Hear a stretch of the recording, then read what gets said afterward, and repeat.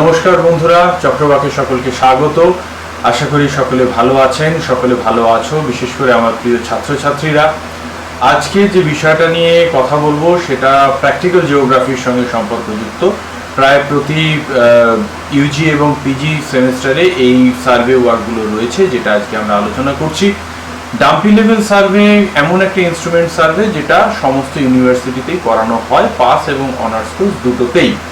এখন এই মুহূর্তে মাঠে নেমে সার্ভে করাটার একটা সত্যিকারের প্রতিবন্ধকতা আছে, ফলে এই মুহূর্তে সেটা সম্ভব নয়। তাই আমি চেষ্টা করছি যে ছাত্রছাত্রীদের কাছে ভার্চুয়াল মোডে যতটা সম্ভব সেই এক্সপিরিয়েন্সটা পৌঁছে দেওয়া। দ্বিতীয়ত, এই মুহূর্তে যেহেতু আমরা মাঠে গিয়ে ইনস্ট্রুমেন্ট সার্ভেটা করতে পারছি না, ফলে ইনস্ট্রুমেন্ট সম্পর্কে একটা সামান্য ধারণা দিয়ে আমি মূল যে ফোকাস সেটা রাখছি ক্যালকুলেশনের উপরে, অর্থাৎ যে ফিল্ড টেবিলটা তৈরি করায়, ফিল্ড বুকটা তৈরি করায়, সেটা থেকে আমরা কিভাবে একটা খাতায় একটা প্রোফাইল আঁকতে পারি। আমার মূল উদ্দেশ্য কিন্তু সেটা দেখানো। তার সঙ্গে আমরা কিছু অডিও ভিজুয়ালের মাধ্যমে এই সার্ভে ওয়ার্কের যে পদ্ধতি সেটা সম্পর্কে সংক্ষেপে জানার চেষ্টা করব। তাহলে চলুন আর দেরি না করে সরাসরি চলে যাই ডাম্পি লেভেল সার্ভে, তার যে ক্যালকুলেশন এবং তার যে ফিল্ড বুক প্রিপারেশন সেসব। এই ডাম্পি লেভেল যন্ত্রটা গত 200 বছর ধরে সার্ভে ওয়ার্কে ব্যবহার করা হয়ে আসছে। ব্রিটিশদের হাত ধরে আমরা এই যন্ত্রটা প্রথমে আমাদের ভারতবর্ষে ব্যবহার হতে শুরু করে। আজও আমরা বিভিন্ন স্কুল কলেজে যখন প্রাইমারি সার্ভে শেখাই তখন ডাম্পি লেভেল একটা অপরিহার্য অঙ্গ। এই ডাম্পি লেভেলের কতগুলো পার্টস আছে যেগুলো আমাদেরকে চিনতে হবে, যেটা এই ছবিতে পরিষ্কার আছে। এখানে টেলিস্কোপটাই এর মেন অংশ এবং এর একটা আইপিস থাকে যেখানে চোখ দিয়ে আমরা দেখি, এবং এর যে টেলিস্কোপ সেটা দিয়ে আমরা স্টাফ রিডিং নিই। স্টাফ কাকে বলে সেটা আমরা পরে দেখব। আপাতত এখানে যে পরপর যে অংশগুলো আছে বা অঙ্গ সংস্থানগুলো আছে সেগুলো দেখে নেওয়া যাক। এটা একটা নন ইরেক্ট টাইপ ডাম্পি লেভেল, এটাই আমাদের সাধারণত কলেজে দেওয়া হয়। আবার একবার দেখে নিচ্ছি যে এখানে কি ধরনের অংশগুলো রয়েছে। এই 4টে জিনিস আমাদের ডাম্পি লেভেলের সার্ভের সময় ভীষণভাবে প্রয়োজন হয়। একটা ডাম্পি লেভেল এখানে ছবিতে দেখানো আছে কিভাবে স্ট্যান্ডের সঙ্গে স্ক্রু দিয়ে লাগিয়ে দেওয়া হচ্ছে। এটা লেভেল করা ভীষণভাবে প্রয়োজন, তা না হলে আমরা পারফেক্টলি রিডিং নিতে পারবো না। যেহেতু আমাদের এখানে এখন এটা হাতে কলমে শেখার সুযোগ নেই, তাই ছবিতেই আমাদের এগুলো দেখতে হবে।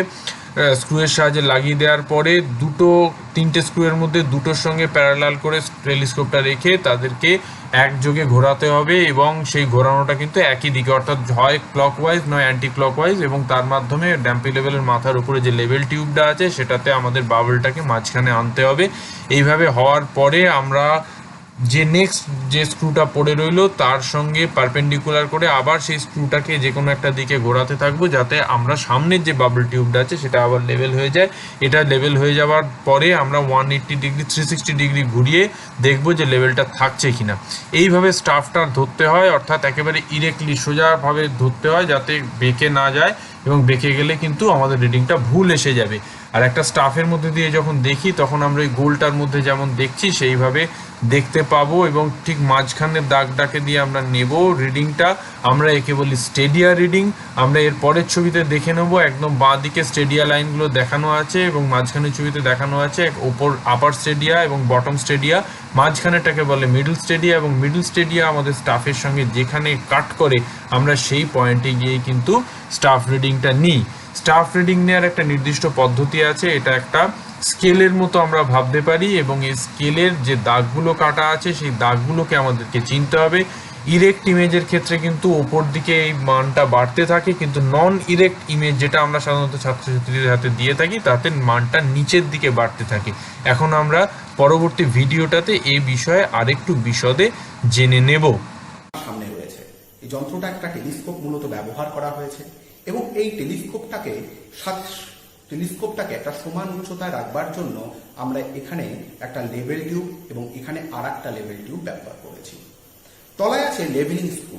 এই লেভেলিং স্ক্রু ঘুরিয়েই আমরা এই লেভেল টিউবের সাহায্যে যন্ত্রটাকে সমান উচ্চতায় নিয়ে আসি। আর এখানে রয়েছে একটা ফোকাসিং স্ক্রু, আর এখানে রয়েছে আইপিস। এখানে আমরা চোখ রেখেই এখান থেকে আমরা সেই দূরের অবজেক্টকে এই যন্ত্রের সাহায্যে দেখে থাকব। এবার আমি একটা ফোল্ডিং স্টাফ নিয়ে দাঁড়িয়ে আছি।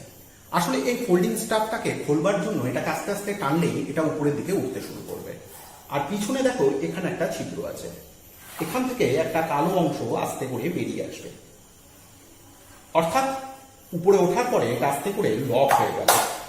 এই লকটা বন্ধ করতে গেলে এটাকে হাত দিয়ে আস্তে করে চেপে ভিতরে ঢুকিয়ে চাপ দিলেই এটা আস্তে করে আবার বন্ধ হয়ে যাবে। এবার আমি এই স্টাফটার বিভিন্ন অংশ এবং তার রিডিং এর পদ্ধতিগুলোকে নিয়ে একটু আলোচনা করছি। দেখো এইখানে লেখা রয়েছে 130 সেন্টিমিটার, মানে 1.3 মিটার। তাহলে আর এটা হলো 140 সেন্টিমিটার, মানে 1.4 মিটার। আমরা যখন মাঠে গিয়ে রিডিংটা নেব তখন তাহলে এটা যদি 130 হয় তাহলে এটা 131, 32, 33, 34, এটা 35, তা 36, 37, 38, 39, 40। তাহলে এই দাগটার মান যদি আমি বলি তাহলে আমি মানটা কত বলবো? 1.31 মিটার। আর এই দাগটার পরের দাগটার মান আমি তাহলে কত বলবো? 1.312 মিটার। তাহলে দেখো এই দুটো দাগের মাঝখানে একটা জায়গা রয়েছে সাদা অংশ। আমরা যখন ডাম্পি লেভেল দিয়ে দেখব তখন যদি এই অংশটা আমরা চিহ্নিত করতে চাই তখন তার মান হবে 1.315, অর্থাৎ 31 আর 32 এই দুটোর মাঝখানে 315। এইভাবে প্রত্যেকটা অংশের মান আমরা চিহ্নিত করতে পারবো, সেইটা সাদা অংশেই পড়ুক আর কালো অংশেই পড়ুক। এবং এই প্রপার ফিল্ড বুক প্রিপারেশনের উপরেই কিন্তু নির্ভর করছে যে আমাদের সার্ভে ওয়ার্কটা কতটা সঠিক হবে। অর্থাৎ মাঠে গিয়ে রিডিং নেওয়া বা ইনস্ট্রুমেন্ট লেভেল করাটা যতটা গুরুত্বপূর্ণ ঠিক ততটাই গুরুত্বপূর্ণ হচ্ছে একটা প্রপার টেবিল তৈরি করতে শেখা এবং সেখানে প্রপার প্লেসে রিডিংগুলোকে নিতে শেখা। তা আমি এখানে একটা সামনে যে ফিল্ড বুকটা রেখেছি ঠিক এইভাবেই কিন্তু আমরা তৈরি করি। সেটা যদি ডাম্পি লেভেল সার্ভে হয় তাহলে ডাম্পি লেভেল লিখবো, যদি অন্য কোনো ইনস্ট্রুমেন্ট হয় অন্য কোনো ইনস্ট্রুমেন্ট লিখবো। অর্থাৎ এখানে একটা হেডিং থাকবে যেটা পরিষ্কারভাবে বুঝিয়ে দেবে যে আমরা ট্যাবুলার ফর্মে নিচে যে ডেটাটা রেখেছি সেটা ঠিক কি প্রয়োজনে ব্যবহার করা হবে। এছাড়া কতগুলি ইনফরমেশন এখানে থাকবে, যেমন যে সার্ভেয়ার তার নিজস্ব যে রোল নাম্বার, প্লেস, যেমন আমরা এটা গভর্নমেন্ট জেনারেল ডিগ্রি কলেজ নারায়ণগড়ে করেছি তাই এটা প্লেস হিসেবে লেখা হয়েছে। অবশ্যই টাইম থাকবে, ডেট ম্যান্ডেটারি, এবং ইনস্ট্রুমেন্ট নাম্বার। প্রত্যেকটা ইনস্টিটিউশনের একটা নাম্বার থাকে, সেই নাম্বারটা দেওয়া দরকার, কারণ ইনস্ট্রুমেন্ট টু ইনস্ট্রুমেন্ট অনেক সময় এরর ভ্যারি করে, যদিও সেটা এখানে খুব গুরুত্বপূর্ণ নয়। কিন্তু আমরা যেহেতু শেখানোর সময় একটা যতটা পারা যায় সঠিকভাবে আমরা শেখাতে চাই তাই ইনস্ট্রুমেন্ট নাম্বারটাও কিন্তু রাখতে হবে। অর্থাৎ এই উপরের অংশটাও খুব গুরুত্বপূর্ণ ফিল্ড বুকের ক্ষেত্রে। এইবারে চলে আসছি যে অংশটাতে, সেটা আরও বেশি গুরুত্বপূর্ণ, কারণ এখানেই সমস্ত যে ডেটাগুলো, যে ইনফরমেশনগুলো আমরা ফিল্ড থেকে কালেক্ট করলাম সেগুলোকে খুব একটা সিস্টেমেটিক ওয়েতে এখানে ইনপুট করতে হবে। তো সেই ইনপুটটা করার আগে আমি একটু মনে করিয়ে দিতে চাই যে যখন আমরা এটা সার্ভেটা করতে শুরু করেছি তখন আমাদের উদ্দেশ্য ছিল যে একটা রোড প্রোফাইল তৈরি করা। তো এই ডাম্পি লেভেলের সাহায্যে যখন আমরা রোড প্রোফাইল তৈরি করতে গেছি তখন আমরা এ থেকে জি পর্যন্ত কতগুলো পয়েন্ট আগে আইডেন্টিফাই করে নিয়েছি বা স্টেশন আইডেন্টিফাই করে নিয়েছি। সেই স্টেশনগুলোর আমরা লেন্থগুলোকে মেপে নিয়েছি মেজারিং টেপের সাহায্যে। যে মেজারমেন্টগুলো আমি আরেকটুখানি বুঝিয়ে দিই, যে এ থেকে আমাদের সার্ভে শুরু হয়েছে এবং শেষ হয়েছে জিতে গিয়ে, ফলে এতে স্টেশন এতে লেন্থটাকে 0 মাপা হয়েছে, কারণ এ থেকেই সার্ভে শুরু হয়েছে। তারপরে বি, এ থেকে 8 মিটার দূরত্বে অবস্থিত, সি এ থেকে 15 মিটার দূরত্বে অবস্থিত, ডি 22 মিটার দূরত্বে অবস্থিত, ই 31 মিটার দূরত্বে অবস্থিত, এফ 38 মিটার দূরত্বে অবস্থিত এবং জি 46 মিটার দূরত্বে অবস্থিত। তাহলে আমরা বলতে পারি যে এ থেকে জি পর্যন্ত যে লাইনটা আমরা নিয়েছি বা যে লাইন বরাবর আমরা এই রোড প্রোফাইলটা তৈরি করব তার টোটাল লেন্থ হচ্ছে 46 মিটার। এরপরে আমরা নির্দিষ্ট স্টেশনগুলোতে স্টাফগুলোকে বসিয়েছি এবং আমরা ডাম্পি লেভেলের টেলিস্কোপের সাহায্যে আমরা দেখেছি স্টাফের কোন জায়গাতে আমাদের লাইন অফ সাইটটা ম্যাচ করছে। তার ভিত্তিতে আমরা কতগুলো রিডিং পেয়েছি এবং সেই রিডিংগুলোকে এই যে জায়গাটা, এই ঘরগুলোতে যেটাকে আমরা বলি অবজার্ভড রিডিং, সেই অবজার্ভড রিডিংয়ের জায়গায় আমরা বসিয়েছি। এখন অবজার্ভড রিডিংয়ের 3টে অংশ, বিএস, আইএস এবং এফএস। বিএস অর্থে ব্যাক সাইড, আইএস অর্থে ইন্টারমিডিয়েট সাইট এবং এফএস অর্থে ফোর সাইট। যখন কোনো সার্ভে আমরা শুরু করি তখন ফার্স্ট যে স্টেশনের আমরা রিডিংটা নিই সেই ইনিশিয়েশন স্টেশনের রিডিংটা সবসময় বিএসে গিয়ে বসে। ঠিক একইভাবে যে স্টেশনে গিয়ে আমরা শেষ করি বা এন্ড স্টেশন, সেইখানে যে রিডিংটা আমরা পাই সেটা গিয়ে বসে এফএসে। আর বাকি সমস্ত মধ্যবর্তী যতগুলি স্টেশন থাকে তার সমস্ত রিডিং গিয়ে বসে আইএস এর মধ্যে। তাই এক্ষেত্রে যেহেতু আমাদের একটা মেনশন করে দেওয়া ছিল যে ইনস্ট্রুমেন্ট ডি স্টেশনে গিয়ে শিফট করানো হয়েছে। এখন একটু বলে দিই শিফটিংটা কেন প্রয়োজন হয়।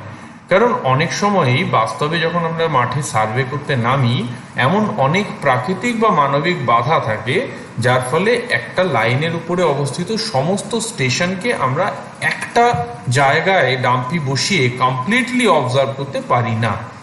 তা এই যে অবস্ট্রাকল, আমাদের দৃষ্টিপথে যে বাধা, সেটাকে অতিক্রম করার জন্য আমাদেরকে ইনস্ট্রুমেন্টটা শিফট করতে হয় বা আমাদের প্রয়োজন মতো সুবিধা মতো জায়গাতে নিয়ে গিয়ে আবার বসাতে হয়। এটাকে ইনস্ট্রুমেন্ট শিফট করা বলা হয়।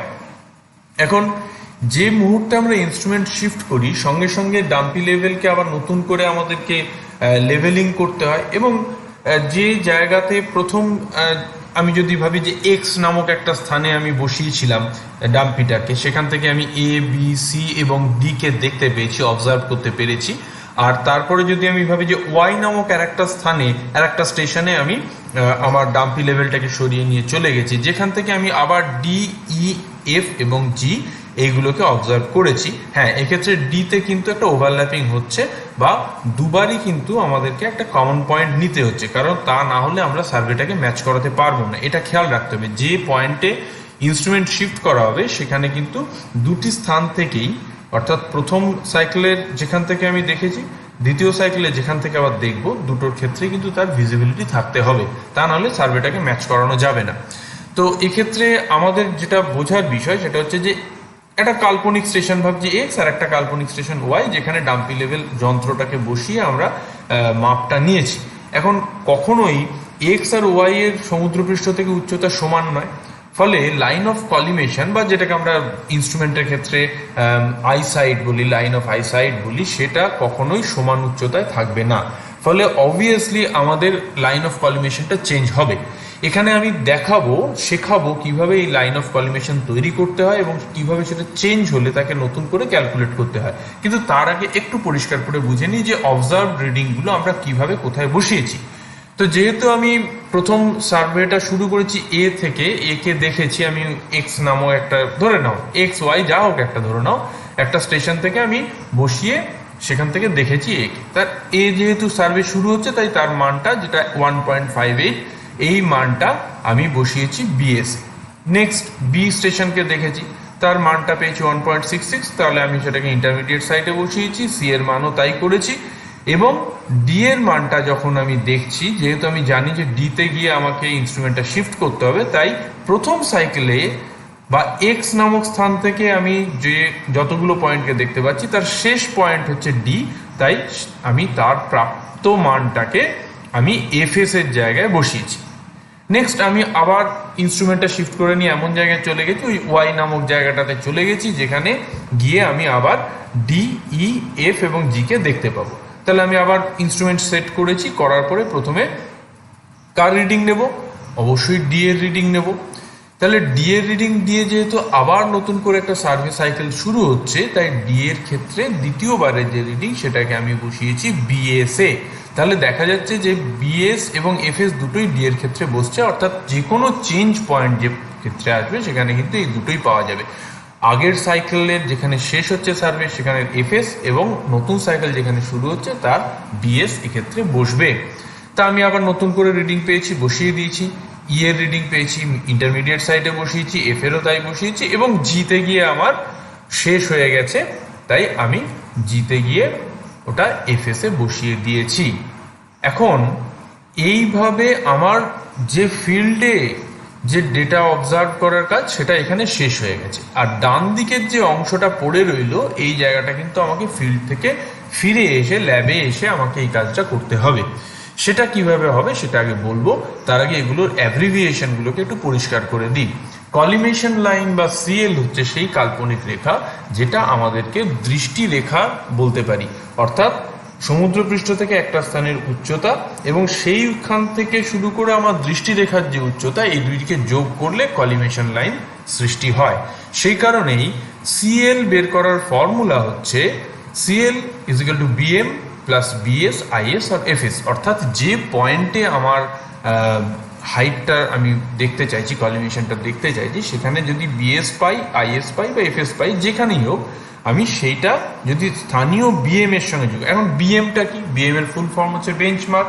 বেঞ্চমার্কের অর্থ হচ্ছে যে আমার সার্ভে অফ ইন্ডিয়া, ভারতবর্ষের ক্ষেত্রে, অন্যান্য দেশের ক্ষেত্রে তাদের যে প্রামাণ্য সার্ভে সংস্থা থাকে তারা, আমাদের দেশের ক্ষেত্রে সার্ভে অফ ইন্ডিয়া প্রত্যেকটা ভারতবর্ষের প্রত্যেকটা প্রান্তর, প্রত্যেকটা কোণা সব জায়গাতে সার্ভে করে মেপে ফেলেছে এবং তারা সেই মাপের যে মানটা সেটা ম্যাপে উল্লেখ করে দিয়েছে।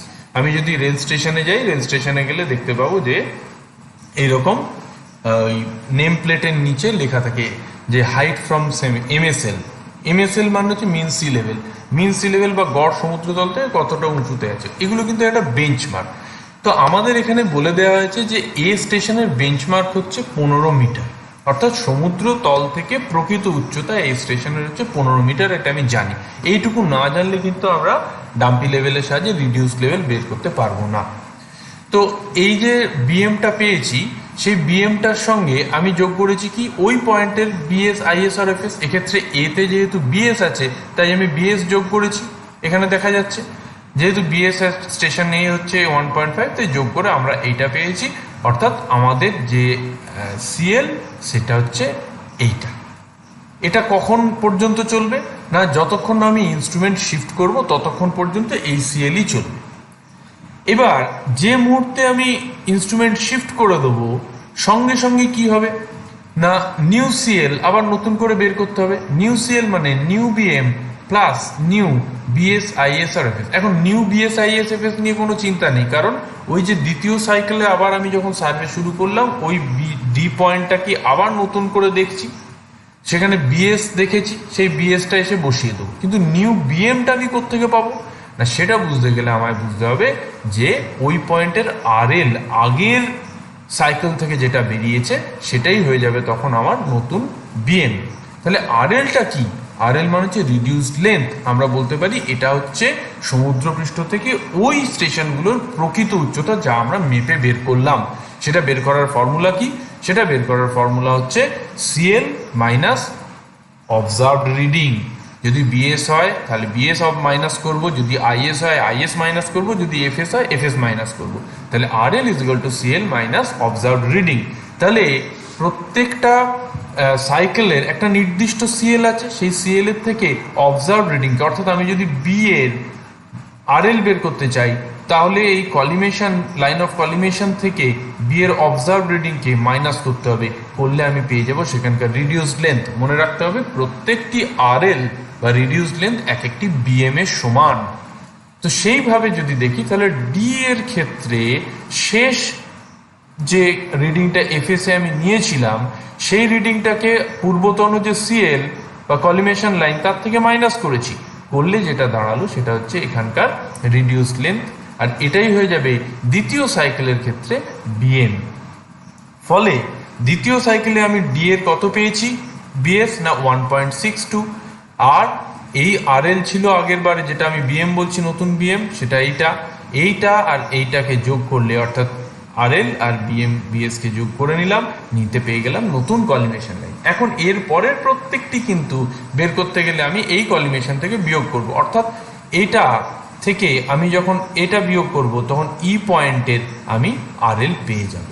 এইভাবে সমস্ত রিডিংগুলো বের করছি। তাহলে আর একবার দেখিয়ে দিই যে তাহলে নিউ বিএম হচ্ছে RL of the concern station, new CL BM plus new BM, RL সেই একই কথা CL minus BS IS FS.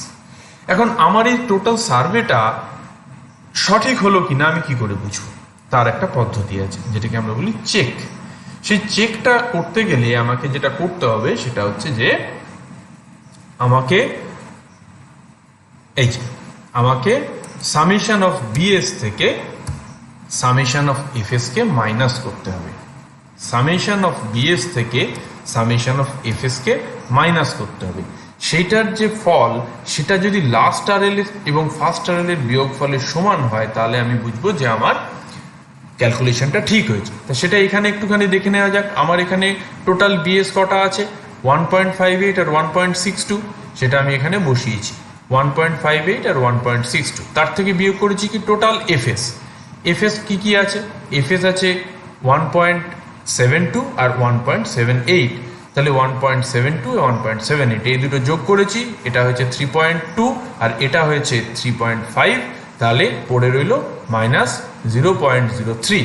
এবার চলে আসছি রাইট হ্যান্ড সাইডে, অর্থাৎ এই অংশটাকে এবার প্রুভ করি। যদি এই অংশটাও -0.03 হয় তাহলে বুঝবো যে দুদিকটা সমান, তার মানে আমার অঙ্কটা বা টেবিলটা ঠিক আছে, আমার রিডিংয়ে কোনো ভুল নেই। তাহলে এক্ষেত্রে নিয়ম হচ্ছে last RL minus first RL. Last RL কি ছিল, লাস্ট আরএল ছিল 14.7 আর ফার্স্ট আরএল কত 15, তাহলে আমি মাইনাস করি last RL minus first RL, দেখা যাচ্ছে এক্ষেত্রেও কিন্তু মিলে গেছে। তাহলে যেহেতু বাঁদিকের এবং ডান দিকের অংশ পুরো ইকুয়েশনটা মিলে গেছে, তাহলে আমাদের এই ক্যালকুলেশনটা অবশ্যই কারেক্ট। তাহলে এইভাবে আমরা একটা যে ফিল্ড বুক প্রিপারেশন খুব যত্ন নিয়ে করতে হবে, এইভাবে আমরা করব। হ্যাঁ, আর একটা কথা খালি মনে করি যে রিমার্কসের অংশে আমরা যেখানে যেখানে ইনস্ট্রুমেন্ট শিফট করব সেটা লিখে দিতে পারি, এবং এখানে আমি যদিও লিখিনি কিন্তু তোমরা ইচ্ছা করলে লিখতে পারো যে পয়েন্টে ইনস্ট্রুমেন্ট শিফট হচ্ছে সেখানেও রিমার্কস হিসেবে লিখে দিতে পারো যে নিউ বিএম সমান কত, সেটা যদি লিখে দেওয়া যায় সেটা আরো বেশি সুন্দর হবে, কিন্তু না হলেও এখানে মার্কস ডিডাক্ট হওয়ার কোনো প্রশ্ন নেই। তাহলে এটা হচ্ছে আমাদের ফিল্ড বুক প্রিপারেশন। এরপরে আমরা চলে যাব যে কিভাবে আমরা ড্রয়িংটা আঁকবো। ফিল্ড বুকের কাজ শেষ হয়ে যাওয়ার পরে আমাদের প্রথম কাজ হচ্ছে একটা পাতা নিয়ে সেখানে আমাদের যে ড্রয়িংটা করতে হবে তার প্রাইমারি যে বন্দোবস্ত সেগুলো করা। আমরা এই ড্রয়িংটা করতে গেলে কি কি জিনিস লাগবে আরেকবার দেখে নিই। আমাদের লাগবে একটা পাতা, আমাদের লাগবে একটা স্কেল বা রুলার, আমাদের লাগবে পেন্সিল, আমাদের লাগবে কালো পেন, সেটা রটারিং পেন হতে পারে, সেটা যে কোনো মাইক্রোটিভ পেন হতে পারে, অর্থাৎ খুব শার্প যে টিপ সেই শার্প টিপের যে পেন সেটা দরকার হতে পারে। এছাড়া আমাদের দরকার হতে পারে ইরেজার এবং রোড প্রোফাইলের যে প্রোফাইল সেটা আঁকার জন্য একটা কালার্ড পেন। আমি প্রেফার করব ব্যক্তিগতভাবে রেড পেন, যেহেতু এটা রোড প্রোফাইল। এছাড়াও ব্ল্যাকেও আঁকা যেতে পারে, এটা ব্রাউনেও আঁকা যেতে পারে, এ নিয়ে কোনো অসুবিধে নেই। কিন্তু প্রথম ধাপ যেটা সেটা হলো একটা স্কেল ফিক্স করা, অর্থাৎ আমরা যে মাপগুলো পেয়েছি সেটা তো গ্রাউন্ড ডিস্টেন্সে, আমাদের ম্যাপ ডিস্টেন্সে পরিণত করতে গেলে একটা স্কেল ধরে নিতে হবে। যেমন এখানে আমার টোটাল লেন্থ হচ্ছে যে এজি লাইন, সেই এজি লাইনের টোটাল লেন্থ হচ্ছে 46 মিটার। তাহলে আমি যদি ধরে নিই যে আমার প্রতি 1 সেন্টিমিটার পেপার ডিস্টেন্স গ্রাউন্ডে 2 মিটার ডিস্টেন্সকে বোঝাবে, তাহলে টোটাল যে লেন্থ হবে আমার লাইন এজি পেপারের উপরে তার লেন্থ আসবে 23 মিটার। এটা আমার পেপার সাইজের পক্ষে ভালো। যদি কেউ আরো বড় পেপার নিয়ে করে তাহলে অন্যরকম স্কেল ধরতেই পারে, সেক্ষেত্রে 1 centimetre is equal to 1.5 metre বা 1 মিটার ধরলেও কোনো ক্ষতি নেই। এটা আমরা যে কথাটা বলছি সেটা কিন্তু হরাইজন্টাল স্কেল ধরে, অর্থাৎ অনুভূমিক স্কেলটা নিয়ে আমরা কাজ করছি। এখন এইভাবে ধরার পরে আমি প্রথমে একটা লাইন টেনে নিয়েছি, যে লাইনের উপরে একেবারে লেফট সাইডের যে স্টেশনটা সেটাকে আমি এ বলে মার্ক করেছি। এর পরের কাজ হচ্ছে যে ওই 23 সেন্টিমিটার ব্যাপৃত যে লাইনটা, যার এক প্রান্তে আছে এ অন্য প্রান্তে আছে জি, তার মধ্যেখানে বাকি যে স্টেশনগুলো সেগুলোকে আইডেন্টিফাই করা।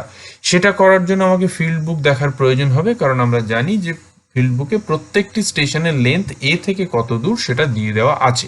সেটাকে আমার এই যে স্কেলটা আমি ধরেছি horizontal scale 1 centimetre to 2 metre, সেই অনুযায়ী কনভার্ট করা, অর্থাৎ কিনা প্রকৃত যে দূরত্ব তাকে 2 দিয়ে ভাগ করে নিলে এক্ষেত্রে চলবে। যে লেন্থটা দাঁড়াচ্ছে সেটা স্কেল অনুযায়ী আমি এক এক করে বসিয়ে দিচ্ছি। এভাবে এ থেকে জি পর্যন্ত সমস্ত পয়েন্টগুলো পেয়ে যাওয়ার পরে আমি জি এর ওপর একটা ভার্টিক্যাল লাইন তুলে দিয়েছি এবং এ এর ওপর একটা ভার্টিক্যাল লাইন তুলে দিয়েছি। এই দুটো আমাকে হরাইজন্টাল যে স্কেল সেটা আঁকতে সাহায্য করবে। এখন এখানে বলা ভালো যে যেহেতু আমার এখানে উচ্চতাগুলো আছে 1.5, 1.4, 1.7 এর মধ্যে, তাই আমি এক্ষেত্রে সেই 1 সেন্টিমিটার স্কেলই নিচ্ছি। এটা যে যার নিজের প্রয়োজন মতো বা নিজের পেপার সাইজ মতো এই যে স্কেলটা সেটাকে ধরা যেতে পারে। অর্থাৎ ভার্টিক্যাল স্কেল এবং যে হরাইজন্টাল স্কেল এই দুটো ভীষণ ডাইনামিক। এটা নিজের প্রয়োজন অনুযায়ী আমার ডেটার সেট যেরকম আছে সেই অনুযায়ী এবং আমার যে লেন্থ আছে সেই অনুযায়ী আমি চেঞ্জ করে নেব। এরপরে আমরা সেই ভার্টিক্যাল স্কেল অনুযায়ী প্রত্যেকটা যে বটম লাইনের উপর বা বেস লাইনের উপরে আমরা যে ABCDEFG পয়েন্টগুলোকে নিয়ে এসেছি সেইগুলোকে পরপর স্কেল অনুযায়ী কনভার্ট করে তুলে নিচ্ছি। অর্থাৎ আমি যে প্রোফাইলের জন্য যে পয়েন্টগুলো প্রয়োজন সেগুলোকে এক এক করে এখানে বসিয়ে নিচ্ছি। প্রত্যেকটি পয়েন্টের যে লেন্থ বলবো না, হাইট, সেটা আমার ফিল্ড বুকের মধ্যে দেওয়া আছে। সেটা দিয়ে আমি একেবারে পারপেন্ডিকুলার করে তুলবো। এক্ষেত্রে ছাত্রছাত্রীদেরকে বলি যে যখন তোমরা এই কাজটা করবে তখন একেবারে পারপেন্ডিকুলার ভাবে স্কেলের উপরে তোমরা নজরটা রাখবে। তা না হলে একটু যদি পাশ থেকে ঝুঁকে পড়ে দেখো, যেটা প্রায়শই ভুলটা হয়, এটাকে বলা হয় লম্বন ভুল, এটা ঘটবে এবং তার ফলে কিন্তু প্রোফাইলে সামান্য ত্রুটি বিচ্যুতি চলে আসবে। আবার আরেকটা কথা বলে রাখি যে এক্ষেত্রে আরেকটা পদ্ধতি প্রচলিত আছে। এখানে আমরা সাধারণত ভার্টিক্যাল স্কেলে একটা ব্রেক পয়েন্ট তৈরি করে দিই, দিয়ে যেখানে আমরা পরবর্তী যে অংশটা, অর্থাৎ আমি যখন 15 মিটার, আমি যদি 1 মিটার 15 মিটার 14 মিটার করে দেখাই, তাহলে সেই 15 মিটার 14 মিটারের লেন্থটাকে আমি একটা কাজ করতে পারি, আমি হয়তো 10 মিটার কি 12 মিটারে গিয়ে ব্রেক করে দিলাম। অর্থাৎ নিচের দিকে আমি অল্প একটুখানি তুললাম, তোলার পরে ব্রেক করে দিলাম এবং সেটা নিয়ে গিয়ে আমি ওপর থেকে দেখালাম, যাতে আমার যে রিলেটিভ হাইটটা সেটা ভালোভাবে দেখা যায়। এইভাবে সমগ্র প্রোফাইলটা আঁকা হয়ে যাওয়ার পরে আমরা এই পুরো ড্রয়িংটাকে ইঙ্ক দিয়ে ভরিয়ে দেবো। আমরা প্রত্যেকটা স্টেশনকে প্রপারলি মার্ক করব এবং তার হেডিং প্রপারলি লিখব, তার স্কেল স্টেটমেন্টগুলো প্রপারলি লিখব। খুব ভালো হয় যদি হরাইজন্টাল এবং ভার্টিক্যাল স্কেলটাকে আমরা আলাদা করে এঁকে দিতে পারি এবং সেটা বেশি ভালো হবে। সেইভাবে আমরা আমাদের ড্রয়িংটাকে সাজিয়ে নেব। আমরা কোন দিকে ভার্টিক্যাল স্কেলটা রয়েছে সেটাকে একটা তীর চিহ্ন দিয়ে মার্কিং করে দেবো এবং সেদিকে এলিভেশন বলে লিখে দেবো বা হাইট ইন মিটার্স বলে লিখে দেবো। হ্যাঁ, এখানে এককগুলো না উল্লেখ করলে কিন্তু মার্কস ডিডাক্ট করে নেওয়া হয়। ফলে আমার টোটাল যখন এই ড্রয়িংটা শেষ হয়ে যাবে তখন সেখানে যেমন প্রোফাইলটা থাকবে, সেখানে সমস্ত লেবেলিংগুলো প্রপারলি থাকবে, সেখানে স্কেল স্টেটমেন্ট থাকবে এবং অতি অবশ্যই একটি হেডিং থাকবে। এটা হলে আমার কাজটা কমপ্লিট বলে ধরতে হবে।